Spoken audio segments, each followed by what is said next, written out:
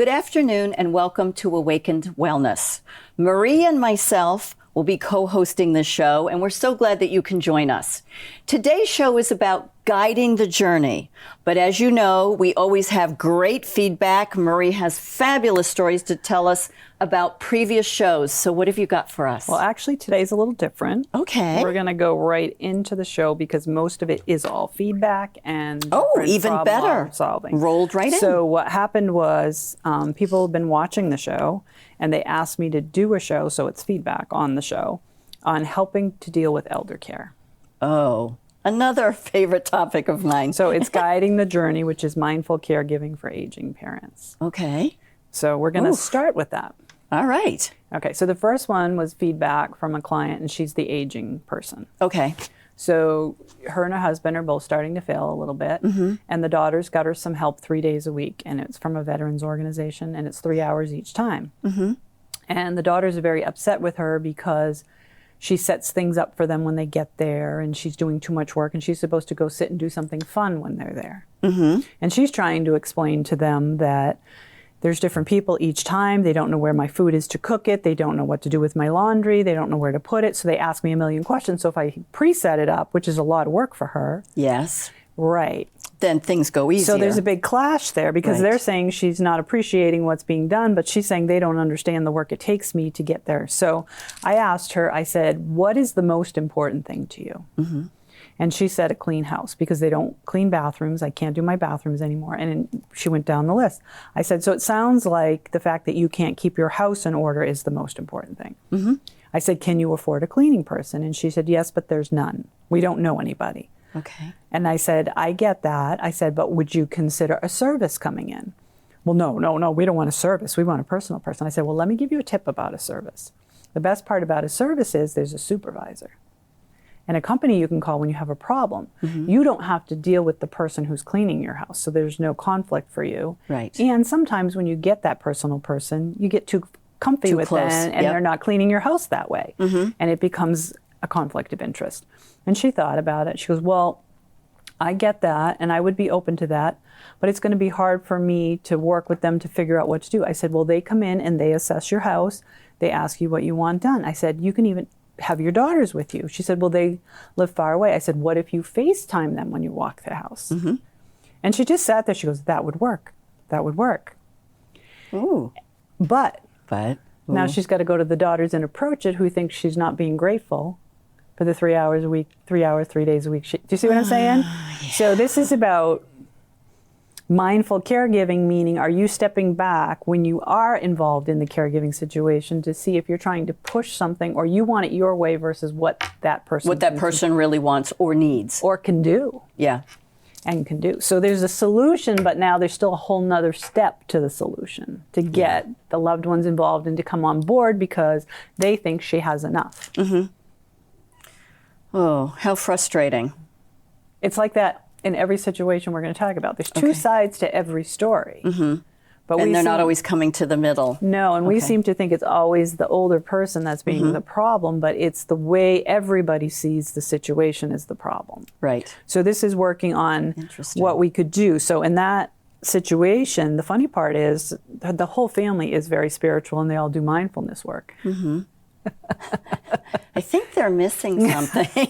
So it's about seeing that person with compassion and finding out what their true needs are to see how you can meet their needs, not telling them what they need. Gotcha. And trying to find what they need according to what you think. Okay. So with that solution, the solution would be for her to go sit with her daughters. Hopefully they're open enough and then they can try to rectify the situation. Exactly. Well, that sounds, I mean, she met you halfway, and as you know, she threw up a few roadblocks. You were able to, and she just kept thinking there were no options because this is the only option that's been thrown at her. So, I like that idea. All right, the next situation I've come across. These are all situations that have been coming my way, and I realized how important it is that people need a voice, and then the other side needs to listen. Okay. So now there's a woman who refuses to get her memory issues checked. Oh. Okay. And the husband can't broach it with her because that's just not good. The daughter tried to broach it and she had nothing to do with it. I'm not going to get checked. Nothing. What do you do then? Well, It's a tough one, right? That's a very hard one, one that I'm dealing with. It's hard because when you push too hard, a fight ensues, and generally the person with the memory issue is totally offended. They get angry, sometimes to the point where they're just screaming and yelling and not hearing anything themselves, but they're still avoiding going to the doctor. There's a lot of fear. So what happened in this situation, a third-party person came in. Oh, okay. And went to the person and said, I heard that your family's fighting you about you getting checked. Mm-hmm. And she says, yeah, they won't leave me alone. And she said, is there a reason? And she says, I just don't want to. And then she said, well, have you ever thought about them worried about you and how they're going to care for you if they don't even know what's wrong? Mm-hmm. And she just sat there. She goes, they want to help you, but they don't even know what's wrong. Yep. And you're afraid that it's Alzheimer's and you need meds, but it could be your blood sugar. It could be this. It could be that. Mm-hmm. It could be another med you're taking. It might not be a problem at all. Right. But at least it could be ruled out. Exactly. And she just sat there really quiet and said, well, I hadn't thought of all those things. Ah. So the fear took over and the walls went up. And as soon as a family member came, it was done for. There was no conversation happening because they're all trying to force me. Mm-hmm. But when the other party came in, there was an opening to change. Nice. Well, nice that she would listen to the third person, because sometimes that's not an option. It depends on how it's approached and if there's an opening. Okay. And that's where the mindfulness practice comes in. If you're struggling with a loved one, the first thing I would do is start my own practice. Mm-hmm. And just ask to see what I'm not seeing. And then before I go into the room with them, I would ask if there's an opening, allow me to see it, versus me getting upset and putting my beliefs on them, because that's what keeps shutting down the conversation. Gotcha. So if you become the more mindful person, you can help that loved one. Gotcha. Because now you're going to see those openings you couldn't see before because you're not butting heads. You're going to open the energy flow between you guys for there to be openings. Interesting. Because you're going to be open to all possibilities in the conversation, not what you just want them to hear. Or what you think you know. Right. Yeah. Or you think they should do because of A, B, and C. So it's a mutual relationship, but you're talking about somebody who's frustrated in where they're at. Okay. I like that. I think that's really good advice. I like that. You can't always fix the problems. No. Because I've been in situations that you can't. But there are a lot of them that they're just like this woman. If it just comes from a different way, it can happen. There was an opening. Right. Yeah. Wow. I've also seen the part where the family members only go the alternative route because they don't like the meds for the memory issues. And the family doesn't understand that care. So the more they push them toward the Western model, the more they push toward the other model. And then the dialogue really, I had, people I knew that it got so bad that she wasn't getting any of the care she needed. Oh. And it got really, really bad. And for me, I had ended up sending the husband to an alternative practitioner and said, look, I don't care how you treat her at this point, but refer her to a neurologist so he can at least get the support he needs to care for her. Yeah. And that alternative practitioner decided to treat her herself and didn't feel she needed the neurologist. So it got worse and worse. Oh, dear. And the family was really upset, and it just got really bad where there was no opening. Now, if I talk to the family members, they see it very differently. But when it was happening, the train just kept going, and it just gets so overwhelming. Because fear drives a lot of things. Drives a lot of us. And they just were pushing so hard because they didn't like what was happening that they kept shutting the dialogue down for there to be any openings. And this time when the third party came in, they chose to go a different path. Okay. And you can't always depend on that. You're hoping the third party is going to come in and be objective, but people have their own agendas. True. So that one threw that one in the wrong direction. Oh, dear. So again, when you're faced with anything like that, do your own practice. Show me what I need to see, kind of like what we do with your own body as well. Right. If there's any and openings. Truly mean it. And if you meditate on that once a day, and then before you go in the situation with the loved one, ask to be shown the openings and take a nice cleansing breath and try to keep your mouth shut and just observe. I was going to say, I literally was going to say, kind of think in a roll of tape. Because the minute you start engaging, you lose your focus and the opening goes. You're not sitting back and you're not observing and listening. That word you keep using Right. with us, listen. Right. Another one I have is a client was telling me the other day how her husband's starting to fail and the son doesn't like it. And he's just really upset with his dad when he can't figure things out. Because he's supposed to be able to, because he's dad, right? Because he doesn't like the situation. But the daughter's being really compassionate with the dad Okay. and understanding that the dad's starting to fail. And she's stuck between the middle, trying to get them both to see that he's not as bad as she thinks.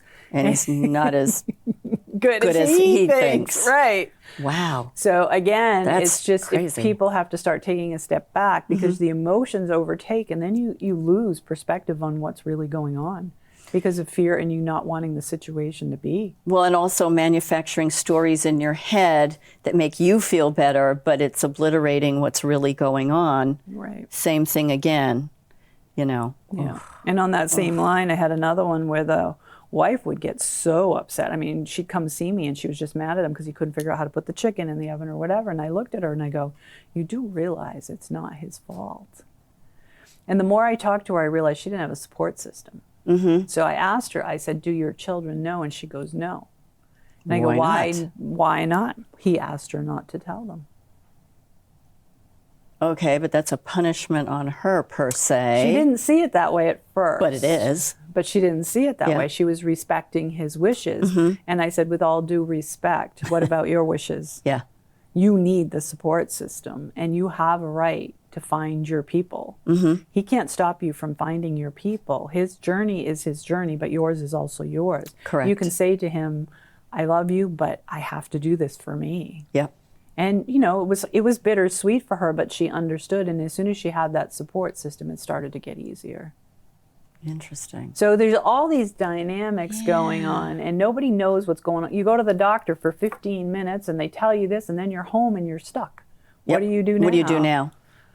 Yeah, well, knowing full well after, you know, taking care of family members for 15 years so far and working on another 4, I totally get it, everybody. It's not an easy task, but I am liking these suggestions and advice, and I'm going to use them in full disclosure. Wow, how timely. Thank you. Who'd have thought? Here's another one that came up twice in the last Wow, month this has for been me. a big conversation, hasn't it? It has been, just coming in and out. So I figured it's time to talk about it. 2 different people, their friends got very ill and terminal, and they didn't tell them. Their friends didn't tell them they were terminal? Oh. And they were very upset with their friends, and they were mad when their friends died. And I said to them, I said, it's not about you.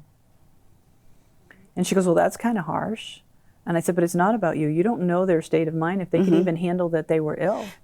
Yeah, what if they didn't fully comprehend what was going on? Obviously, they didn't if they didn't go out to all their friends and broadcast it, and they wouldn't allow it to be broadcasted. But we take everything personal, and that's where we have to take a step back. So you have to have compassion for that person saying, wow, it must be so hard that they got diagnosed.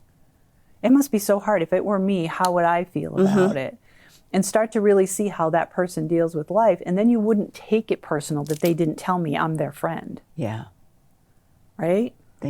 Good point. They might not have been able to for whatever reason. I mean, I've watched loved ones not deal. I can remember my dad. He would not go see anybody in the hospital. You just don't go see somebody in the hospital. It means they're going to die.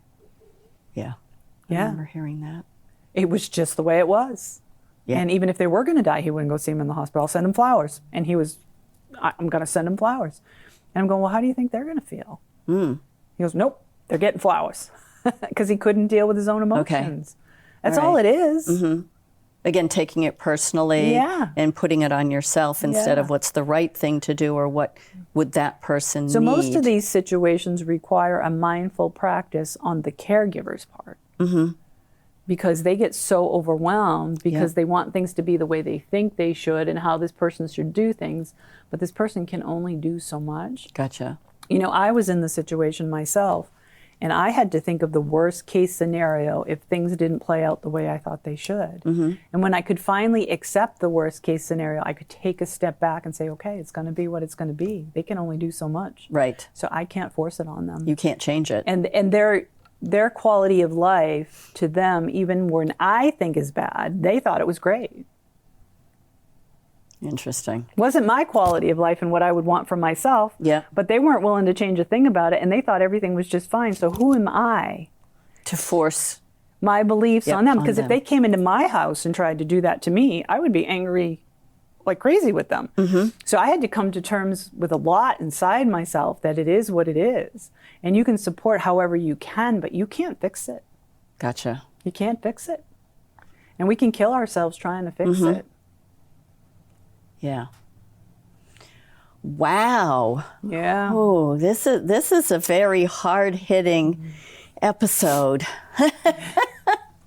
Goodness gracious, there's so many of us, and not everybody can, put their loved one in a nursing home or a care facility. There's not always space. Right. Or there's not the monetary. I mean, there's a lot of reasons, and so, goodness. The next one has come up many, many times. When they are terminal and they say they're ready to go, and they don't go. Why aren't they going? Why are they still here if they want to go and they say they're ready? Unfinished business? Or you're hanging on to them? There's guilt. Well, what if I tell you to die? How are you going to die? How am I going to die? Well, you're telling them they should know because they say they're ready. Well, you can't. See what I'm saying? Yeah. Yeah, we think they should know because they say they're ready. Yeah. But where's the door? How do you open the door? Yeah. How do you know you're ready? Where was that form you filled out that said, this is how you know when you're ready? Sign You here. don't know how many times that has come up. Why are they still That here? many? Really? They keep saying they're ready. Why are they still here? Why haven't they gone yet? And it all goes back to the mindfulness practice of knowing yourself and feeling that energy and knowing what you feel like. So when you are ready to go, you'll feel that energetic pull and you'll go. But if you've never felt it before, You wouldn't know what it was. you're just going to wait for something to happen, but you don't know what that something is. Gotcha. I find the people that are the strongest in who they are, that don't fall prey to society and quick fixes and know their truth and have always guided themselves by intuition in life, have no issues. Because they just know. Because just like they knew that that was the listen. right spouse for them, or they just knew that, because they've listened their whole lives, so Okay. they just know. They've always been mindful. They've always With been. them- You don't with need themselves my first mindful full. practice to do Right. it. Some people just are strong in who they are. Boy, this just gets more fascinating. So I about ask people, well, why do you think they should know? Well, where do you think they're going to go? How are they going to go there? In my book, The Missing Piece to Health and Age, I tell a story about a man who was doing that exact thing. His mother kept saying, I'm ready. And she was in her late 90s. And he goes, she just won't die. And she's so angry she's here. And everything else. I said, well, why don't you ask her what she thinks it means to die?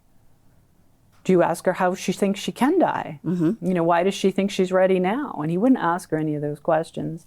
And then one day he took her home for Thanksgiving, and it's in my book. And she started doing it in the car again, and finally he asked her all those questions. She had Thanksgiving dinner, and he got in the car with her on the way home, and she died in the back seat. Really? Because he asked the questions.